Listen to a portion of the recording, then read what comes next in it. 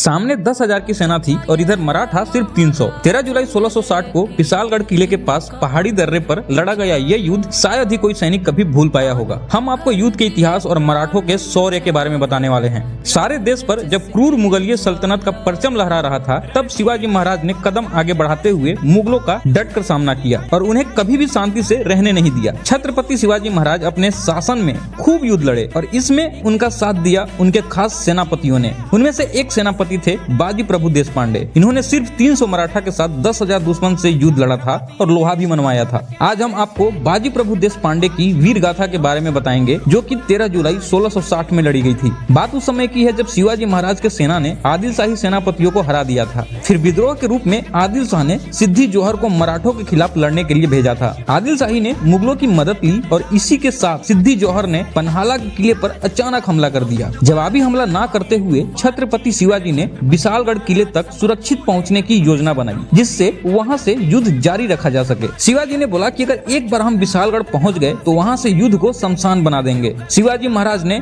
बाजी प्रभु देशपांडे के नेतृत्व में 600 सैनिकों के साथ निकलने की योजना बनाई, लेकिन बाजी प्रभु देशपांडे ने कहा कि अगर हम सब पन्हाला किले को छोड़ देंगे तो मुगल किले को आसानी से जीत लेंगे। बाजी प्रभु देशपांडे ने शिवाजी को बोला कि आप 300 सैनिक लेकर जाइए और हम 300 मराठा के साथ दुश्मन का सामना करते हैं। इसके लिए पहले ही तय कर लिया गया कि विशालगढ़ किले पर पहुंचते ही छत्रपति शिवाजी तोप के गोले का संकेत देंगे। अब इधर दुश्मन के सामने बाजी प्रभु देशपांडे ढाल बनकर खड़े थे। दोनों हाथों में तलवार लेकर बाजी प्रभु देशपांडे तब तक लड़ते रहे जब तक उन्हें संकेत नहीं मिल गया। सामने थी 10,000 की सेना और इधर सिर्फ 300 मराठा अपना शौर्य दिखा रहे थे और संकेत मिलते ही सभी मराठा सैनिक अपने सरदार को बचाने के लिए दौड़ पड़े। लेकिन युद्ध के घाव इतने अधिक थे कि बाजी प्रभु को बचाया नहीं जा सका और लड़ते लड़ते अपनी माटी के लिए शहीद हो गए। इसीलिए छत्रपति शिवाजी ने सैनिकों के सम्मान में पहाड़ी दर्रे का नाम पवन हिंद रखा, जिससे मुगल जीवन भर शर्मिंदगी महसूस कर सकें।